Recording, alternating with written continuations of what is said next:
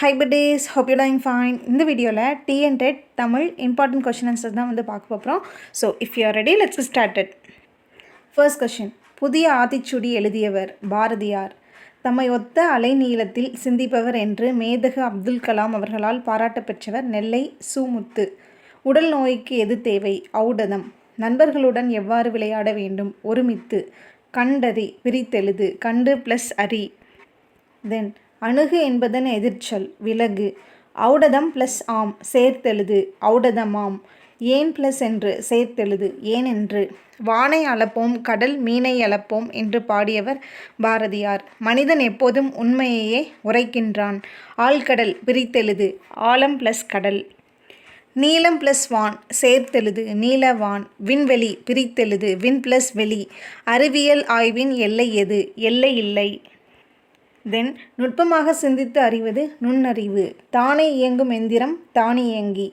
ரோபோவுக்கு குடியுரிமை வழங்கிய நாடு சவுதி அரேபியா. மீத்திறன் கணினியை உருவாக்கிய நிறுவனம் IBM. புதுமைகளின் வெற்றியாளர் என்ற பெயர் பெற்ற ரோபோ சோஃபியா. மனித இனத்தின் வளர்ச்சிக்கு உதவுவது எந்திர மனிதன். கணினியுடன் போட்டியிட்ட உலக சதுரங்க வெற்றியாளர் கேரி கேஸ்பரோவ். மனித ஆற்றலுக்கு மாற்றாக கண்டுபிடிக்கப்பட்டவை எந்திர மனிதன். காரெல் கபக் என்பவர் நாடக ஆசிரியர். ரோபோ என்னும் சொல்லின் பொருள் அடிமை. ரோபோ என்னும் சொல் முதலில் பயன்படுத்தப்பட்ட இடம் நாடகம். தானியங்கியின் செயலை கட்டுப்படுத்துவது கணினி. தொழிற்சாலையில் பழுது நீக்கும் பணிக்கு பயன்படுத்தப்படுவது தானியங்கி.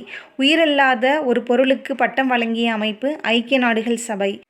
எந்திர மனிதன் செய்யக்கூடிய வேலைகள் அனைத்தும் விளையாடுதல், உணவு பரிமாறுதல், வழிகாட்டுதல். எந்திர மனிதன் பெற்றிருப்பது செயற்கை நுண்ணறிவு. நீக்குதல் என்னும் சொல்லின் எதிர்ச்சொல் சேர்த்தல். எளிது என்னும் சொல்லின் எதிர்ச்சொல் அரிது. விளக்குகள் தந்த ஒளி லிலியன் வாட்சன். அப்துல் கலாம் அவர்களுக்கு மிகவும் பிடித்த நூல் திருக்குறள். உலகின் முதல் விஞ்ஞானி என்று அப்துல் கலாம் அவர்கள் யாரை குறிப்பிடுகிறார்? மாணவர்கள். பாதுகாப்புத்துறை சார்ந்த ஏவுகணைகள் A மற்றும் B. அக்னி பிருத்வி. சுதந்திர இந்தியாவின் வெற்றியாக குறிப்பிடப்படுவது இவை அனைத்தும். அணு உலைகள் மூலம் மின்சாரம் தயாரிப்பது. செயற்கைக்கோளை ஏவும் திறன். உணவு உற்பத்தியில் தன்னிறைவு. கார்பன் இலையால் செய்யப்பட்ட செயற்கைக்கோளின் எடை 300 கிராம். அப்துல் கலாம் அவர்கள் மகிழ்ந்த நிகழ்வு. செயற்கை இலை நூல்களை அணிந்த நிகழ்வு. தேசிய அறிவியல் நாள் February 28. ராமன் அவர்களுக்கு நோபல் பரிசை பெற்றுத்தந்த கேள்வி எது? கடல் நீர் ஏன் நீல நிறமாக காட்சியளிக்கிறது? சொல்லின் முதலில் வராத மெய்யெழுத்துக்கள் எத்தனை? 18. ஞ என்னும் எழுத்து எங்கு வரும்? A மற்றும் C. முதலில் இடையில்.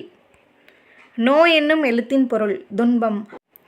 சொல்லின் இறுதியில் வராத எழுத்துக்கள் அனைத்தும். அக் இக் இங்கு. சொல்லின் இடையில் வரும் எழுத்துக்கள் எவை? B மற்றும் C. மெய்யெழுத்துக்கள் உயிர்மை. ஞ வரிசையில் எத்தனை எழுத்துக்கள் சொல்லின் முதலில் வரும்? 4. இந்தியாவில் அறிவியலுக்கான முதல் நோபல் பரிசை பெற்றவர் சார் CV ராமன். இல்லாது ப்ளஸ் இயங்கும் சேர்த்தெழுது இல்லாது இயங்கும். சொல்லின் இடையில் மட்டுமே வருவது B மற்றும் C. மெய்யெழுத்து மற்றும் ஆயுத எழுத்து. That's all about this video. Hope this video will be useful one, and thank you so much for watching this video till end. If you're having any suggestion, let me know in the comment section. We'll see you next video. Tata bye bye.